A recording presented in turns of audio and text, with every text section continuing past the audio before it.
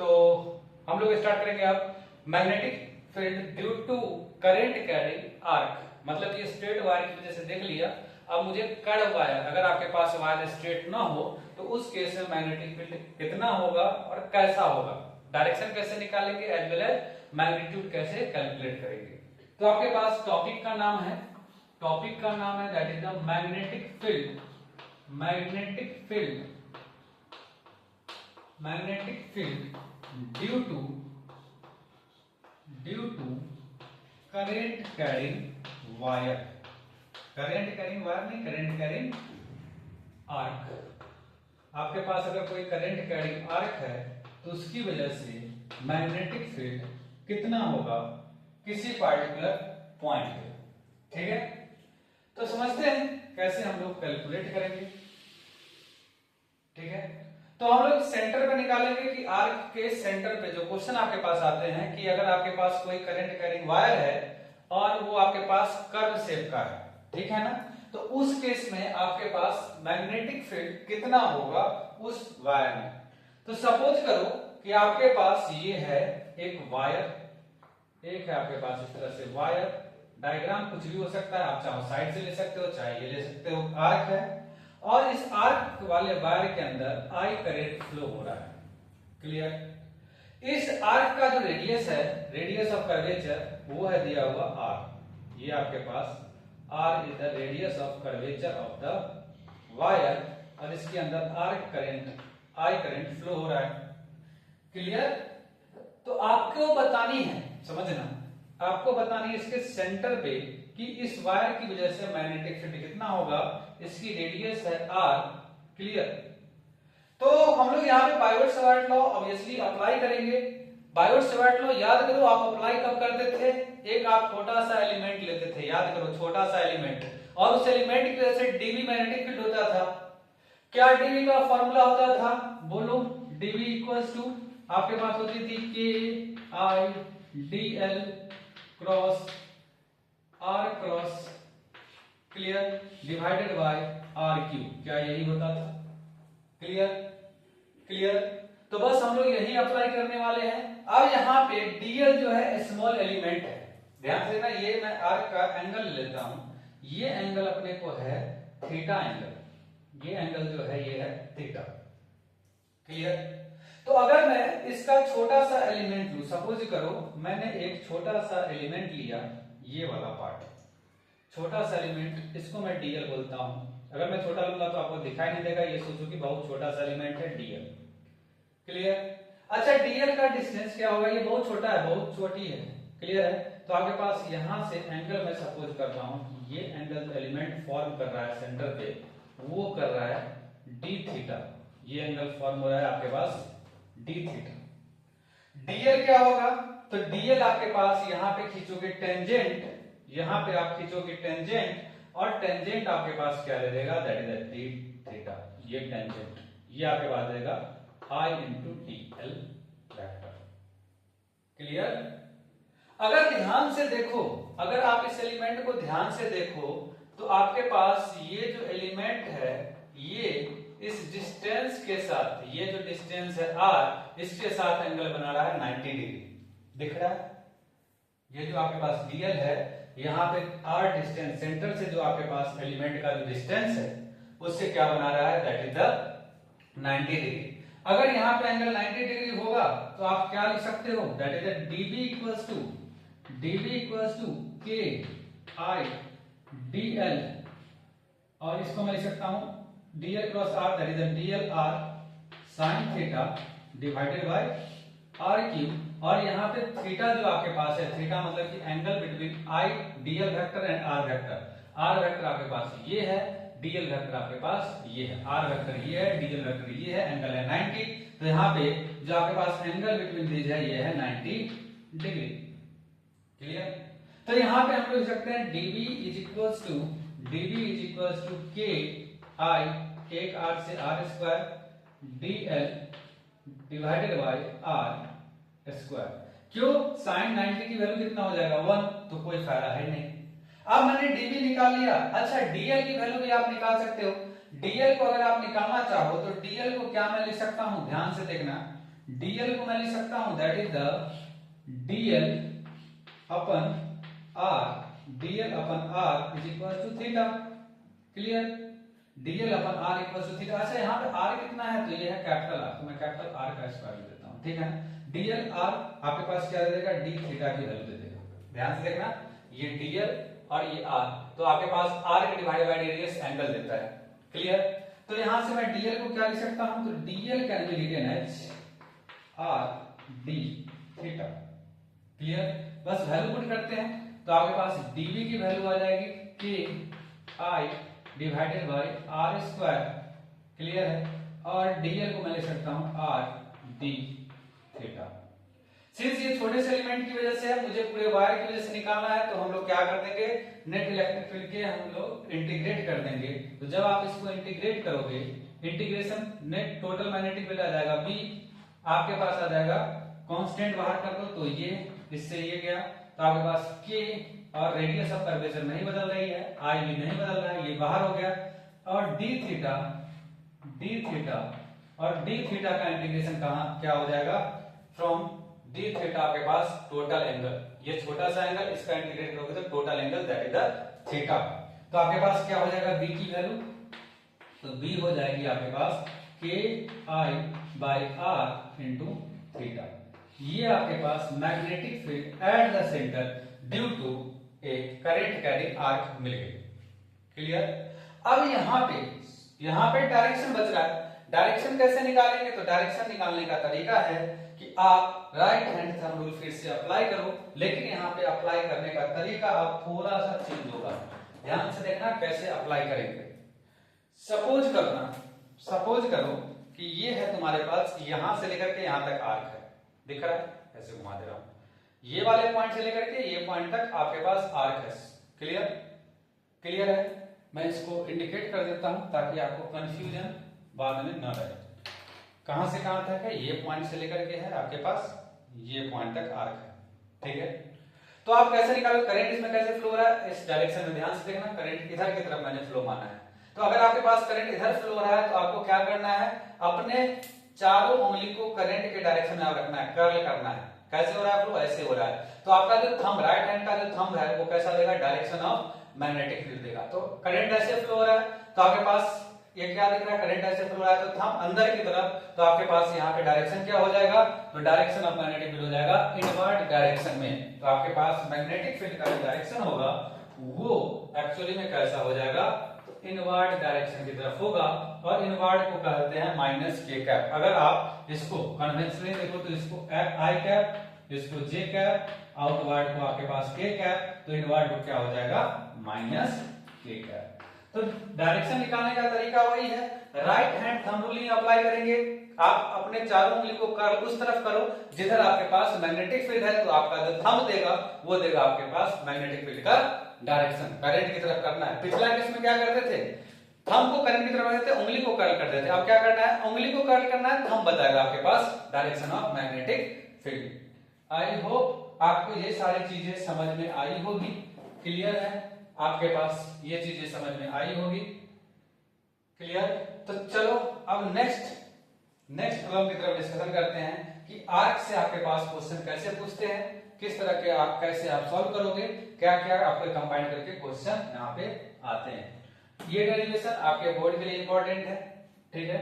Derivation याद रखने की जरूरत नहीं है, आपको फॉर्मूला याद रखने हैं और डायरेक्शन निकालने का आपको कॉन्सेप्ट याद रखने हैं। डायरेक्शन कैसे निकालेंगे और फॉर्मूला कैसे लिखेंगे। क्लियर हो गई होगी, शायद मेरी बातें आपको समझ में आ गई होगी। अब नेक्स्ट बात करते हैं कि आपके डिफरेंट आर्क की वजह से, जैसे अगर क्वेश्चन पहला पूछेगा कि बताओ एक आर्क फॉर्म हो रहा है, एक आपके पास आर्क फॉर्म हो रहा है 60 डिग्री पे, ये आपके पास आर्क है, एंगल यहाँ पे जो सेंटर पे, इसके एंगल सेंटर पे फॉर्म हो रहा है 60 डिग्री। तो आपको बताने हैं कि इससे करंट सपोज करो I फ्लो हो रहा है, इसका रेडियस R है, तो मैग्नेटिक फील्ड बता दो। तो क्या हो जाएगा भाई, मैग्नेटिक फील्ड बोलना, मैग्नेटिक फील्ड क्या हो जाएगी, मैग्नेटिक फील्ड, तो आपके पास यहाँ पे मैग्नेटिक फील्ड क्या हो जाएगा, B इक्वल्स टू क्या अभी फॉर्मूला पर रहते K I divided by R into theta. अब यहाँ पे जो थीटा रखना है ना, थीटा ऐसा नहीं कि डिग्री में रख देना, ये हमेशा रेडियन में रखा जाता है, इन रेडियन, हमेशा रेडियन में थीटा की वैल्यू रखोगे। ये आपके पास सारे एसआई में है तो आपके पास थीटा की भी यूनिट क्या रखनी पड़ेगी, एसआई में ही रखनी पड़ेगी। तो आपके पास b की वैल्यू कितना आ जाएगा, तो आपके पास आ जाएगा k i divided by r, और थीटा कितना है 60 डिग्री है। अगर 60 डिग्री को रेडियन में बदलोगे तो आपके पास आएगा पाई बाय 3। आई होप आपको ये आ रहा होगा, क्लियर। तो आपके पास कितना आ जाएगा b की value, that is the k की वैल्यू कितना होता है 1/4 पाई, सॉरी म्यू नॉट अपॉन 4 पाई, k की value i into pi divided by 3r। तो क्या पाई से पाई गया, ये कितना आ जाएगा mu naught i divided bye 12r। Clear, clear है, समझ में आया सभी को। अगर मान के चलो नेक्स्ट क्वेश्चन, अगर आपके पास आर्क सेमी सर्किल है तो थीटा की वैल्यू कितना आ जाएगा। अगर आर्क आपके पास सेमी सर्किल हो, अगर आर्क आपके पास सेमी सर्किल शेप का हो तो उस केस में थीटा की वैल्यू कितनी हो जाएगी। तो आपके पास अगर सेमी सर्किल है तो सेमी सर्किल करने का मतलब कि ये सेंटर पे बताना है मैग्नेटिक फील्ड कितना होगा, यहाँ पे बतानी है। तो क्या करेंगे, कुछ नहीं, सिंपल है। यहाँ पे थीटा की वैल्यू कितना हो जाएगा 180 डिग्री हो जाएगा, 180 डिग्री। अब मुझे बी निकालनी है। सपोज करो यहाँ से करंट आई फ्लो हो रहा है, इस जो सेमी सर्किल है इसका रेडियस आर है। आपके पास एग्जाम में गिवन डाटा रहेगा, सपोज दिया रहेगा आर की वैल्यू कितना है, आई की वैल्यू कितना है। बस मैं यहाँ पे कॉन्सेप्ट डिस्कशन करना चाह रहा हूँ। क्वेश्चन कॉन्सेप्ट क्या है, क्वेश्चन पीवाईक्यू जब इसका देखेंगे तो पीवाईक्यू हम लोग सॉल्व कर लेंगे। तो यहाँ पे देखना क्या कर सकते हैं, बी की वैल्यू क्या लिख सकते हैं, फॉर्मूला क्या था K I by R into theta. Theta की वैल्यू रेडियन में रखनी है, के की वैल्यू क्या होती है mu naught upon 4 pi into I divided by R. Theta आपके पास है 180 degree, 180 degree equals to pi radian, pi से पाई मर गया, आपके पास क्या हो जाएगा mu naught I divided by 4r। Direction क्या होगा, वही आपके पास अपने उंगली को कर्ल करो तो थंब देगा, आपके पास करंट की डायरेक्शन में कर्ल करो तो थंब आपके पास दे देगा मैग्नेटिक फील्ड, और ये होगा आपके पास माइनस के कैप, या बोल सकते हो आपके पास इनवर्ड डायरेक्शन में। क्लियर, ये आपके पास मैग्नेटिक फील्ड आ गया।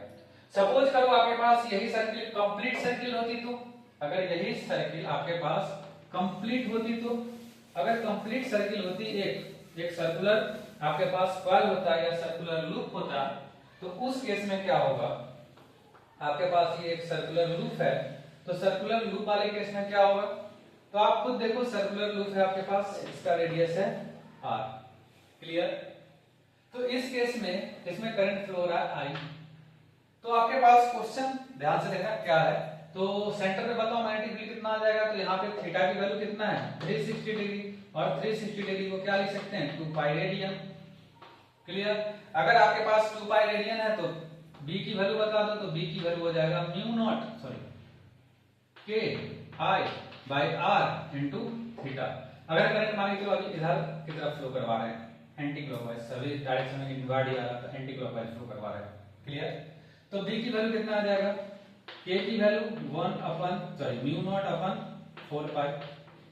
क्लियर, i की वैल्यू क्या है, i की वैल्यू आपके पास i है, r की वैल्यू r है, थीटा की वैल्यू कितना है 2 पाई रेडियन है। तो आपके पास इससे ये गया, इससे ये गया, कितना आ रहा है mu naught i divided bye 2r। Direction क्या होगा, तो एंटी क्लॉकवाइज है, उंगली को कर्ल करो एंटी क्लॉकवाइज डायरेक्शन में तो आउटवर्ड डायरेक्शन देगा, और ये हो जाएगा आपके पास आउटवर्ड डायरेक्शन में direction of magnetic field mu naught i divided bye 2r। आप ये जो रिजल्ट आया है इस रिजल्ट को आप याद कर लो, क्वेश्चन काफी इंपॉर्टेंट है, यहां से पूछते हैं। यहां पे ध्यान से देखना कि आपके पास कॉइल में सिंगल टर्न है, ध्यान से देखना। अगर कॉइल में सपोज करो आपके पास ये कॉइल है, ठीक है, कॉइल है, और कॉइल में आपके पास सिंगल टर्न ये है, ध्यान से देखना। एक बार इसको कर किया, ये सर्कुलर मानो इसको, तो इसको बोलेंगे सिंगल टर्न कॉइल। अगर इसी में टर्न नंबर ऑफ टर्न्स बढ़ा दिया कि आपके पास इस तरह से कॉइल देखो, एक टर्न दिख रहा है, दूसरा टर्न और तीसरा टर्न, 3 टर्न दिख रहा है। कई सारे टर्न हो सकते हैं, यहाँ पे 3 टर्न ये कॉइल का बन पाया है। आपके रियल लाइफ में बहुत सारे टर्न होते हैं, तो अगर आपके पास सिंगल टर्न है तो ये होगा, अगर आपके पास 2 टर्न है तो 2 से मल्टीप्लाई कर दो। अगर आपके पास 3 टर्न है 3 से मल्टीप्लाई कर दो। अब अगर आपके पास n टर्न है तो आप n से मल्टीप्लाई कर दो। तो मैं लिख सकता हूं for n turns circular coil, n turn circular coil, इस लूप को कॉइल भी बोला जाता है। तो आपके पास कितना हो जाएगा, b की वैल्यू कुछ नहीं करेंगे, n से मल्टीप्लाई कर दो तो n mu naught I divided bye 2r। Clear, ये आपके पास आ जाएगा। जितने नंबर ऑफ टर्न है उसे आपको मल्टीप्लाई कर देना है, आपके पास आंसर आ जाएगा। आई होप आपको ये सारी चीजें क्लियर हो गई होगी, आप हर चीज को यहाँ से बारीकी से समझ गए होंगे। अब हम नेक्स्ट बात करने वाले हैं कि इस पे क्वेश्चन कैसे आते हैं, ठीक है ना। सर्कुलर कॉइल पे आपके पास क्वेश्चन कैसे आ रहे हैं, तो क्वेश्चन यहाँ पे सर्कुलर कॉइल पे तो आपके पास ध्यान से देखना 2-3 पैटर्न में क्वेश्चन आ रहे हैं, 2-3 पैटर्न में आपके पास क्वेश्चन आ रहे हैं। हर एक पैटर्न के बारे में यहाँ पे डिस्कशन करेंगे।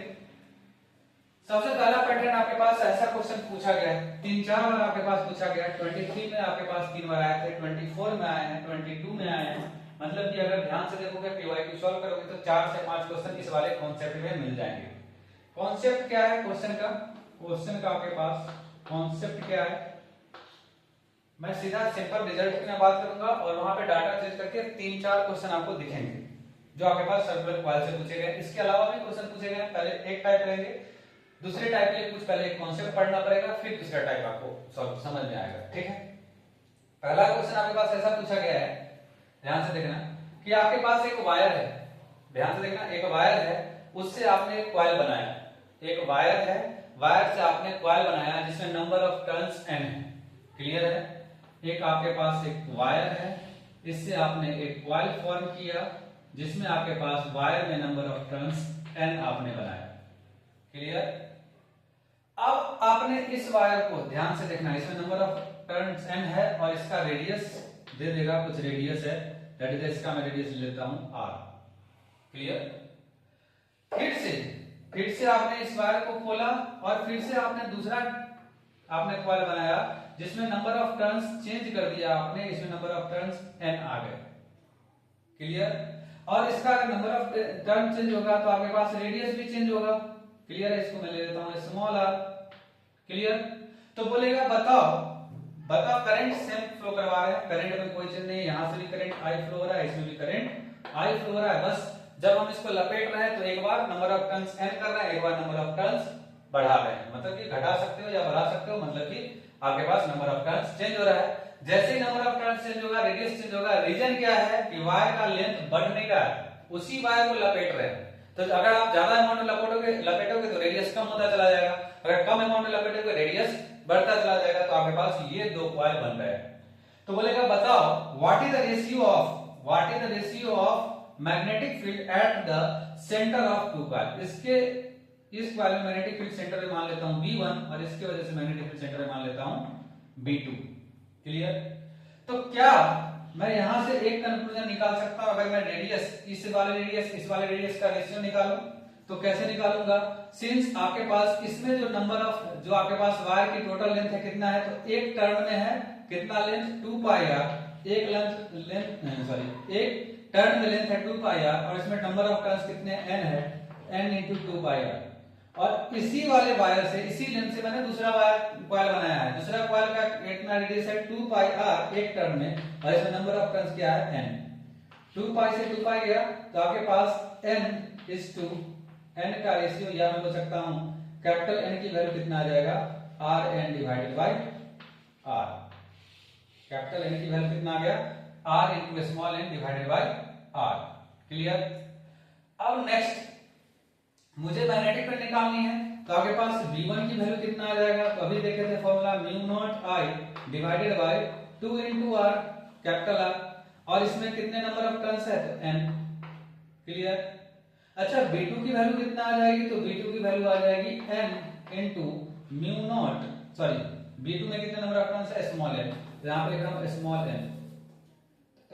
n into mu naught, current same flow रहा है I divided bye 2 into small r। Clear, बस आप वैल्यू पुट करते हैं। अब यहां पे मैं वैल्यू पुट करने की कोशिश कर रहा हूं, आपको आई होप आपको क्लियर आ गई होगी। जो क्वेश्चन जैसे जैसे पूछ रहे हैं वो सारे मैं डिस्कशन करूंगा।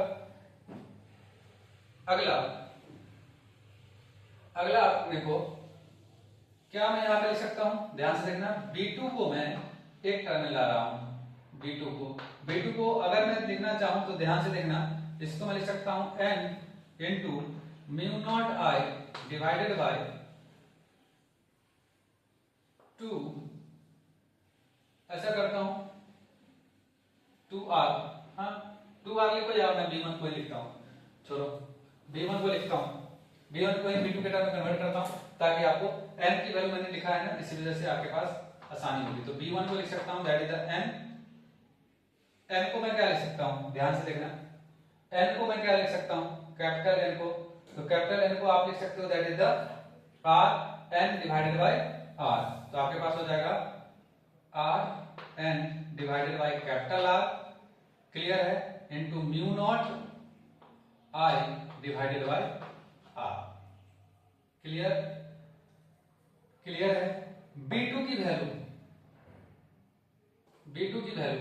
तो B2 की वैल्यू आ गई कितना, n mu naught I divided bye 2r, clear है। अच्छा 2i से यहां भी, तो अगर आप इसको सिंप्लीफाई करने की कोशिश करो तो B1 अपन B2 निकालने की कोशिश करो तो क्या आ जाएगा, दैट इज द Rn, ध्यान से देखना, Rn